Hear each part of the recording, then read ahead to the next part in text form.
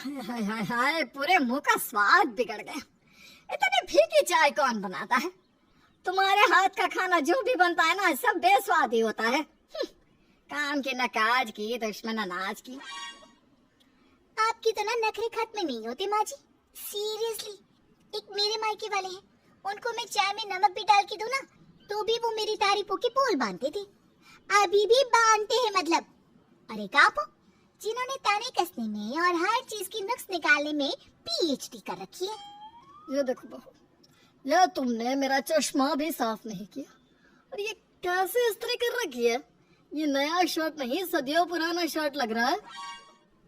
ओहो पापा जी, आप ही ना। मैंने पूरे 10 मिनट तक 10 बार इस्त्री घुमाई है अच्छे से आपकी शर्ट पर। अब मुझे नहीं पता इसकी घड़ी कैसे बिगड़ गई। मेरे पापा की कुर्तों की इस्त्री में हर रोज करती थी, लेकिन उन्होंने कभी कोई नुक्स नहीं निकाला। सच में ससुराल है ही एक नेगेटिव वर्ड।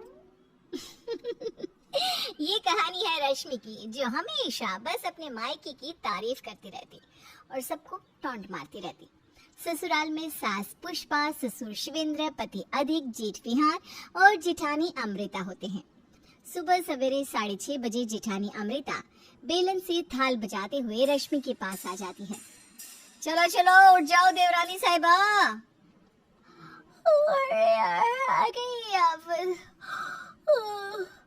रोज सुबह मेरा अलार्म बन के क्यों आ जाती हो अमृता दीदी? आपकी शक्ल सबसे पहले देखकर ना मेरा पूरा दिन खराब हो जाता है। क्या बोली तुम? कुछ नहीं, ऐसे चिल्लाओगे तो हार्ट अटैक आ जाएगा ना मुझे। फिर आपको खामखा जेल में चक्की पीसनी पड़ेगी उम्र भर, है ना? मैं तुम्हारी सारी चालें जानती हूँ। तुम जानबूझकर बहानेबाजी करती हो और लेट उठती हो, ताकि सारा काम मेरे कंधों पर पड़े सुबह से, है ना? लेकिन नहीं, अब से तुम्हें रोज 6:30 बजे ही उठना पड़ेगा और मेरे साथ सारा काम करना पड़ेगा। एक मेरी जैस्मिन दीदी है, जो मुझे हर रोज देर तक सोने देती थी। मैं आपको दीदी कहती हूँ, पर गुण तो आप में दुश्मनों वाले भरे हैं। चलो भी आती हूँ मैं फ्रेश होकर। ज्यादा सजती सवरती मत बैठना, घर है, कोई फैशन स्टूडियो नहीं, समझी? अमृता वहां से चली जाती है। आई बड़ी मेरी सास बनने, पागल कहीं की। अगले दिन शिवेंद्र सबके लिए साड़ियां लाता है। तभी ये लो पुष्पा, ये तुम्हारी साड़ी, ये बड़ी बहू की और ये छोटी बहू की। क्या पापा, हमारे लिए नहीं लाए? अरे तुम क्या लड़की हो जो तुम्हारे लिए साड़ी लाए?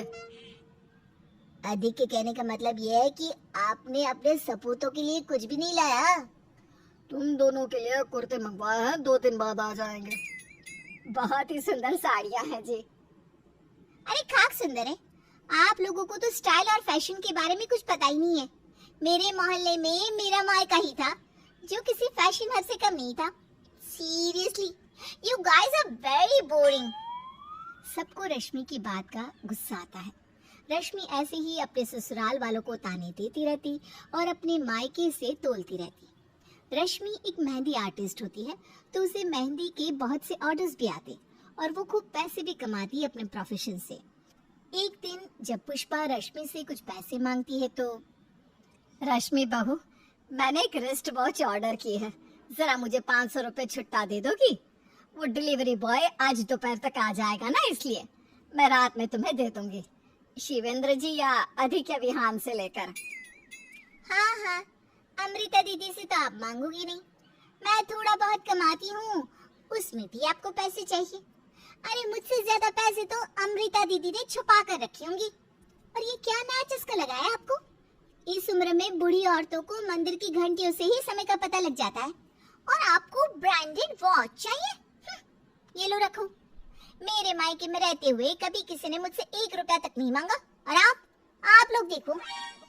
रश्मि पुष्पा को गुस्से से पैसे देकर वहां से चली जाती है। बाप रे बाप, इस लड़की के दिमाग में सच में ना भूसा ही भरा हुआ है। इसका मायका पक्का मायका ही था या इसे किसी पागल खाने से उठा लाया है मेरा अधिक, भगवान ही जाने। ससुराल में भी मायके जैसा प्यार ढूंढ रही रश्मि अब दिन ब दिन और ज्यादा ताने देने लगती अपने ससुराल वालों को। रश्मि के मायके में माँ उर्मिला, पापा देवानंद, बड़ी बहन जैस्मिन, बड़ा भाई कल्पेश और भाभी गुंजन। रश्मि मायके में 1 हफ्ते के लिए रुकने जाती है तभी। हेलो एवरीवन, कैसे हो आप सब? अरे सबके सब इतने मुरझाए हुए फूलों की तरह क्यों लुक दे रहे हो?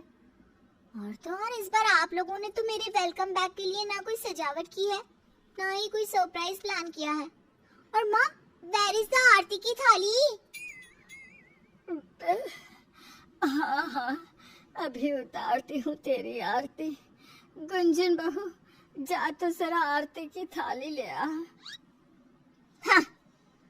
गुंजन मुंह बनाकर आरती की थाली लाती है।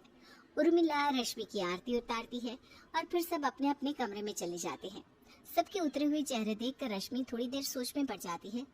फिर वो इतना नहीं सोचती और उर्मिला और देवानंद के साथ बातें करने लगती है।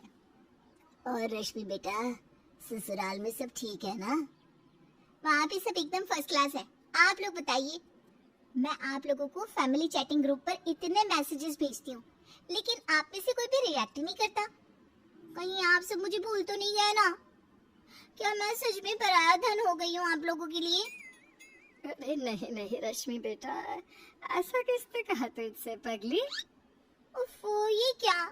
माँ, भाभी, कल्पेश भैया, जैस्मिन दीदी, मुझे तो लगा कि आप लोग मेरे लिए मेरे पसंदीदा आइटम्स बनाओगे और लाओगे, लेकिन ये तो जो बना है वो चुपचाप खा लो, ज्यादा नाटक मत करो अब। खा लेना यार, इतना क्यों ओवर रिएक्ट कर रही है तू? कुंजन भाभी, आप मुझसे ऐसे बात नहीं कर सकती। और तुम मेरे बीवी से ऐसे बात नहीं कर सकती, समझी? छोटी बच्ची हो क्या जो तुम्हारी खातिरदारी करे? 4 दिन आई हो, चुपचाप खुशी से रहो। रश्मि उदास हो जाती है। अगले दिन उर्मिला उसे 7 बजे ही उठा देती है। वाह, इतनी जल्दी क्यों उठा रही हो? सोने दो ना अभी। रश्मि बेटा उठ जा, आरती का समय भी हो रहा है, और जा जाकर अपनी भाभी का काम में हाथ बटा। उर्मिला इतना कहकर चली जाती है। हैं? मैं उस बेवकूफ औरत का हाथ बटाऊं? उसके बदले हुए तेवर देखकर तो मैं उसका हाथ नहीं बटाऊंगी, सीधा काट ही डालूंगी। बहुत गुस्सा आया है मुझे उस पर। रश्मि को अपनी भाभी गुंजन को काम में मदद करनी पड़ती है। गुंजन जानबूझकर रश्मि से और काम कराती है और रश्मि काम कर कर के थक जाती है। बस, ओ गॉड, इतनी रोटियां मैंने अपनी लाइफ में कभी नहीं बेली जितना यहाँ आकर बेल रही हूँ। ये पक्का मेरा मायका ही है ना, या मैं किसी और घर में आ गई हूँ? अगले दिन जब पड़ोस की 2 औरतें आकर रश्मि के हाथ से अपने हाथों पर मेहंदी बनवाती हैं, तभी उसे पैसे मिलने पर उर्मिला कहती है, रश्मि चल ना, मुझे एक सोने का हार बनवा के देगी ना बेटा? ऑफ कोर्स, क्यों नहीं माँ? ठीक है तो बेटा, मुझे भी एक अंगूठी बनवा कर दे दे, और तेरी जस्मिन दीदी के लिए भी कोई ज्वेलरी ले लेंगे। उसका जन्मदिन आ रहा है ना अगले महीने में। रश्मि, अगर तुम्हारा दिल बड़ा हो तो मुझे भी एक हार बनवा दो। मैंने और कल्पेश ने तो तुम्हें हमेशा से गिफ्ट्स दिए हैं, अब कभी तो तुम हमें दे दो। ऐसे करके रश्मि के सभी मायके वाले उसका बहुत खर्चा करवाते हैं।